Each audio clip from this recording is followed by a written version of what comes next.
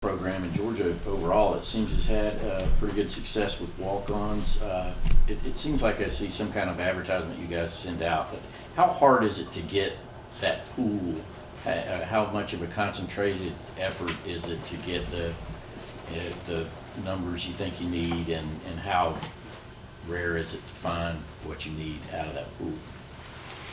Yeah, it's not hard to find the pool. There's thousands of kids wanting that. The hard part is deciphering between what you're going to take, like because like some of the walk-ons have opportunities that we get that have scholarship offers. We got some of our preferred walk-ons have turned down full rides to schools, and they want to come to Georgia, maybe because they want to go to school at Georgia, maybe because they want to play at Georgia. But we got a pretty good track record of the PWOs. We only get a few of those a year, so we have a limited number of spots for an unlimited number of people. We don't have to go beg people to walk on, or people are dying to do that. I mean, we get countless requests of that. We're more selective of who we bring out there, because some years we need O-line, some years we need DB, some years we're short at running back. We try to get our needs out of the walk-on class, and every now and then, in our state especially, you've got tremendous high school players who get overlooked. And there's no greater example of that than Dan Jackson. Several guys, when I first got here, Prather Hudson, I mean, these guys were really good football players that contributed. Aaron Davis, I think, was one when I got here, that just really good athletes. So we're very blessed to have the opportunity to bring in the walk-ons we have. Kirby, the offensive line is up for the Joe Moore Award again. Just how do you evaluate how far this offensive line has come this year, particularly having replaced 2 starters from last year and having a new position coach? I think we spoke about it before. I had high expectations of this offensive line from the beginning, and I've been very pleased with this offensive line group. I try to compare them relative to other offensive lines, not other Georgia offensive lines, other offensive lines we face in the current year. Because collectively, I don't know that the quality of football right now is as good as it's been in 2, 3, 4 years ago.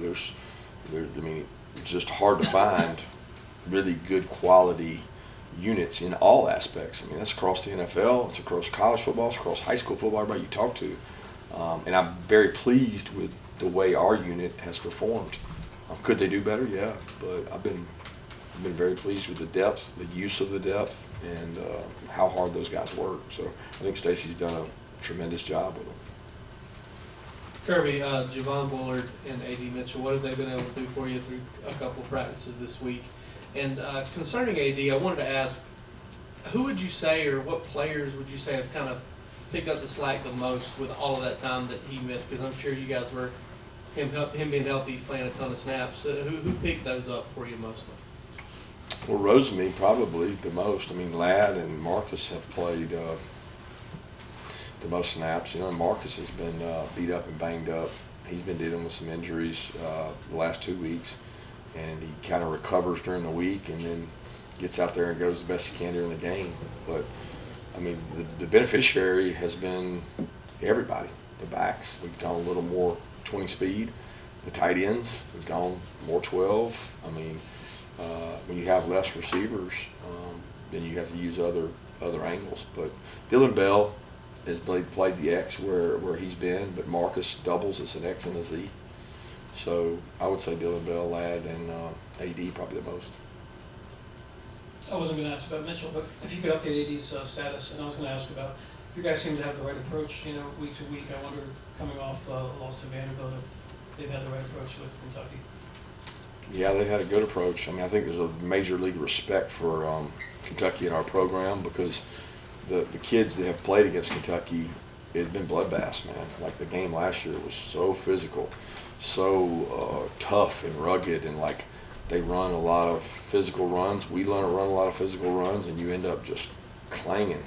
And when you come out of the game, you're really sore. So that was that way. That 14-3 or whatever game it was, maybe up there 2020. Man, it was. We had guys dropping like flies. It was just really physical. So our guys respect Kentucky. I respect Coach Stoops, and what they did last week has no relevance to what they'll do this week.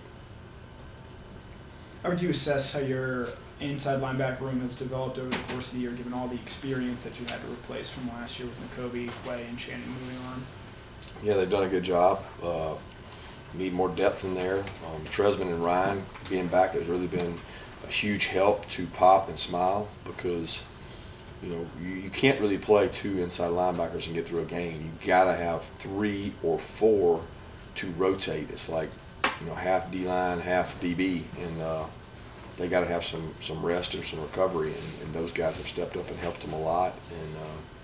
And EJ's getting better, Jalen Walker's getting better. So that room, Schumann does a great job with those guys. He prepares them from day one. So they've done really well considering who they had to replace.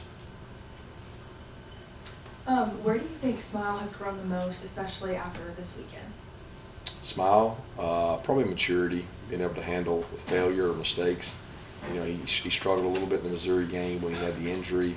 He made a couple mental errors, and then he bounced back after the injury, and he's played with a lot more confidence since then. Do you have an update on Javon and AD to this point in the week? Yeah, I'm hopeful for both of them. I mean, keep asking, I keep telling. How have y'all assessed Jalen Carter's performance since he's coming back since his injury? He's been good. Good player, man.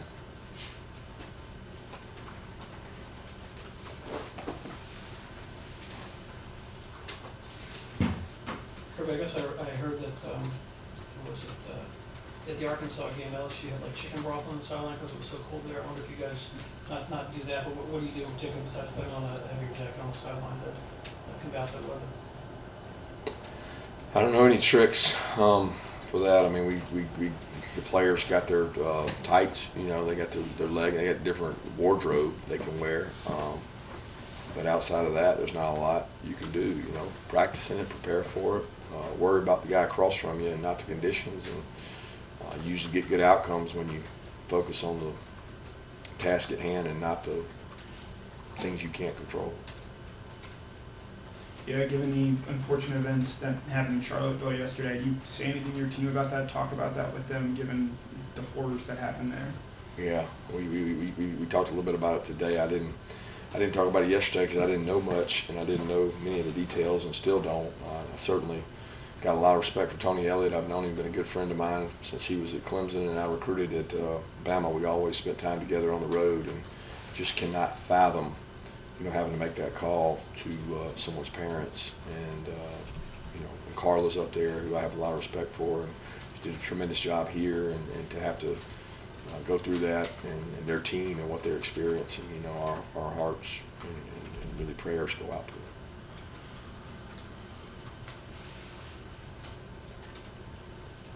Take 2 more questions. One more. Time's up. That's good.